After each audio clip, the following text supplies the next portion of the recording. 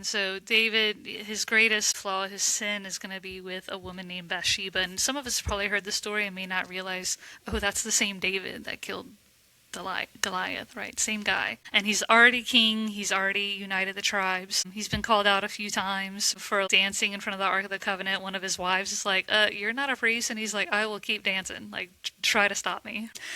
His joy for the Lord is just really there.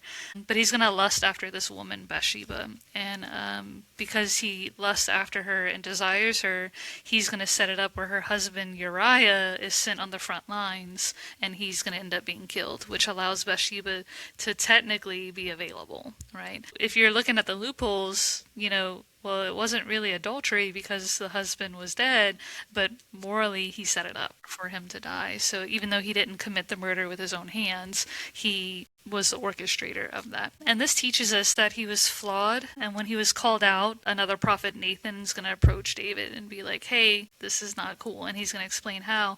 When David realizes it, he's going to return to God with deep contrition, with deep repentance. So being a man after God's own heart doesn't mean he was perfect. It doesn't mean he was always close to God. It meant that he always returned to God. He always turned back, honestly, exposing himself in vulnerable ways to God. So with the kingdom, and even with his flaws, he's going to establish order, unity, identity for the Israelites, right? And then we're going to get to the covenant part and to the temple. David's going to be like, I want to build you a house, God. I want to build you a place for the ark to dwell.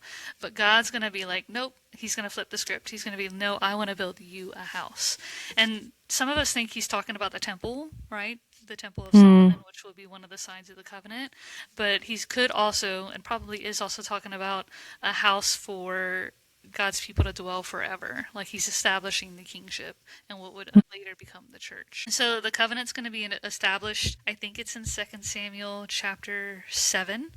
And there's, I guess, 3 things about the covenant. So with all the covenants, there's a mediator, which we know here is going to be David. But it's not just going to be David, it's going to be his whole dynasty.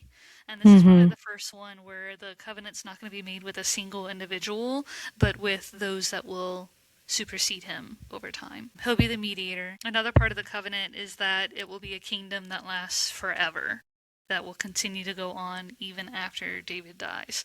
Now, there's a condition, though, that God promises that the kingdom will last forever, but if individual kings are disobedient, they can be punished or rejected, which we'll see with some of David's descendants later. What I also love most, I think, about this covenant is the father-son relationship, because God is going to adopt David as like an adopted son. He says, I will be his father and he will be my son. This sense of adoption, which we'll see mirrored in Jesus' baptism. This is my beloved son with whom I am well pleased. This becomes like a father-son relationship between God and the kingship, which will begin with David. So you have David as the king, but that it will be a dynasty. You have that it will be a kingdom that will last forever, and you have that father-son relationship. Now the house that will actually practically be built will be the temple, but it's not going to be the temple of David, it's going to be the temple of Solomon. Solomon is the son of David and Bathsheba, which I find very interesting because Bathsheba is the wife where David's greatest sin came from. It was caused by that, and Solomon is the offspring of that, right? So anyone else would be like, oh, Solomon, like, he's trash, kind of thing. Like, no, he's not worthy. But God chooses Solomon not only to be the next king and to build the temple, but Solomon's also gifted to be the greatest wise man who's ever lived and will ever live. Solomon gets all of these things. But Solomon will build the temple, and the short version is because David was a man of war. With all the battles and victories, but God wanted his temple, his house, to be a place of peace, and so it needed to be built by a king of peace, which will be Solomon of that time. So this temple becomes a symbol of the throne and of the kingship, of the royal line, and of peace. But it will eventually be destroyed.